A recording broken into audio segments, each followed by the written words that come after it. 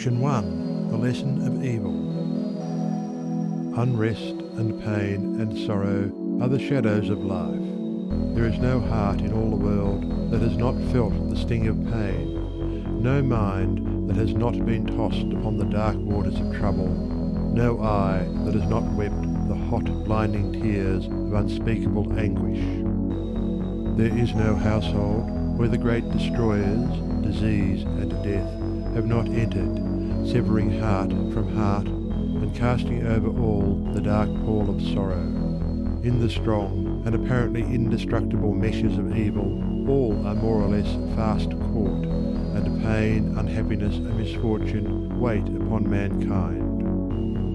With the object of escaping, or in some way mitigating this overshadowing gloom, men and women rush blindly into innumerable devices, pathways by which they fondly hope to enter into a happiness which will not pass away. Such are the drunkard and the harlot who revel in sensual excitements. Such is the exclusive aesthete who shuts himself out from the sorrows of the world and surrounds himself with enervating luxuries. Such is he who thirsts for wealth or fame and subordinates all things to the achievement of that object, and such are they who seek consolation in the performance of religious rites. And to all the happiness sought seems to come, and the soul for a time is lulled into a sweet security, and an intoxicating forgetfulness of the existence of evil, for the day of disease comes at last, or some great sorrow, temptation, or misfortune breaks suddenly in on the unfortified soul, and the fabric of its fancied happiness is torn to shreds. So, over the head of every personal joy hangs the Damocletian sword of pain, ready at any moment to fall and crush the soul of him who is unprotected by knowledge. The child cries to be a man or woman. The man and woman sigh for the lost felicity of childhood. The poor man chafes under the chains of poverty by which he is bound, and the rich man often lives in fear of poverty, or scours the world in search of an elusive shadow he calls happiness. Sometimes the soul feels that it has found a secure piece of happiness in adopting a certain religion, in embracing an intellectual philosophy, or in building up an intellectual or artistic ideal. But some overpowering temptation proves the religion to be inadequate or insufficient. The theoretical philosophy is found to be a useless prop, or in a moment the idealistic statue upon which the devotee has for years been labouring is shattered into fragments at his feet. Is there then no way of escape from pain and sorrow? Are there no means by which bonds of evil may be broken? Is permanent happiness, secure prosperity, and abiding peace a foolish dream? No, there is a way, and I speak it with gladness, by which evil can be slain for ever.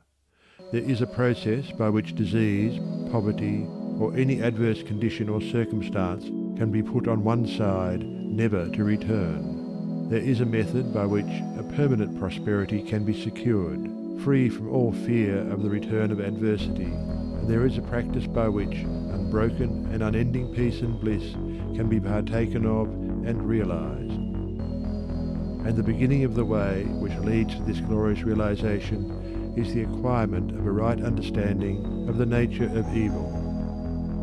It is not sufficient to deny or ignore evil, it must be understood. It is not enough to pray to God to remove the evil. You must find out why it is there and what lesson it has for you. It is of no avail to fret and fume and chafe at the chains which bind you. You must know why and how you are bound. Therefore, reader, you must get outside yourself and must begin to examine and understand yourself. You must cease to be a disobedient child in the school of experience and must begin to learn, with humility and patience, the lessons that are set for your edification and ultimate perfection. For evil, when rightly understood, is found to be not an unlimited power or principle in the universe, but a passing phase of human experience, and it therefore becomes a teacher to those who are willing to learn. Evil is not an abstract something outside yourself. It is an experience in your own heart, and by patiently examining and rectifying your heart, you will be gradually led into the discovery of the origin and nature of evil, which will necessarily be followed by its complete eradication. All evil is corrective and remedial, and is therefore not permanent. It is rooted in ignorance of the true nature and relation of things, and so long as we remain in that state of ignorance, we remain subject to evil. There is no evil in the universe which is not the result of ignorance, and which would not, if we were ready and willing to learn its lesson, lead us to higher wisdom, and then vanish away. But men remain in evil, and it does not pass away, because men are not willing or prepared to learn the lesson which it came to teach them. I knew a child who, every night when its mother took it to bed, cried to be allowed to play with the candle, and one night, when the mother was off guard for a moment, the child took hold of the candle. The inevitable result followed, and the child never wished to play with the candle again. By its one foolish act it learned perfectly the lesson of obedience, and entered into the knowledge that fire burns. And this incident is a complete illustration of the nature, meaning, and ultimate result of all sin and evil. As the child suffered through its own ignorance of the real nature of fire, so older children suffer through their ignorance of the real nature of the things which they weep for and strive after, and which harm them when they are secured. The only difference being that, in the latter case, the ignorance and evil are more deeply rooted and obscure. Evil has always been symbolized by darkness, and good by light, and hidden within the symbol is contained the perfect interpretation, the reality, for just as light always floods the universe, and darkness is only a mere speck or shadow cast by a small body intercepting a few rays of the illimitable light, so the light of the supreme good is the positive and life-giving power which floods the universe, and evil the insignificant shadow cast by the self that intercepts and shuts off the illuminating rays which strive for entrance.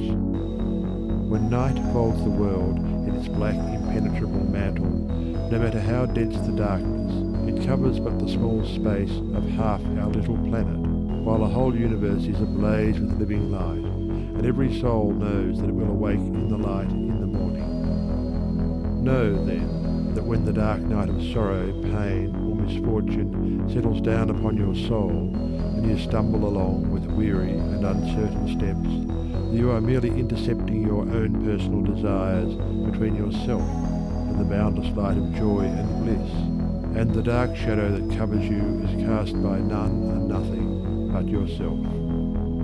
And just as the darkness without is but a negative shadow, an unreality which comes from nowhere, goes to nowhere, and has no abiding dwelling place, so the darkness within is equally a negative shadow passing over the evolving and light-born soul. But, I fancy I hear someone say, why pass through the darkness of evil at all?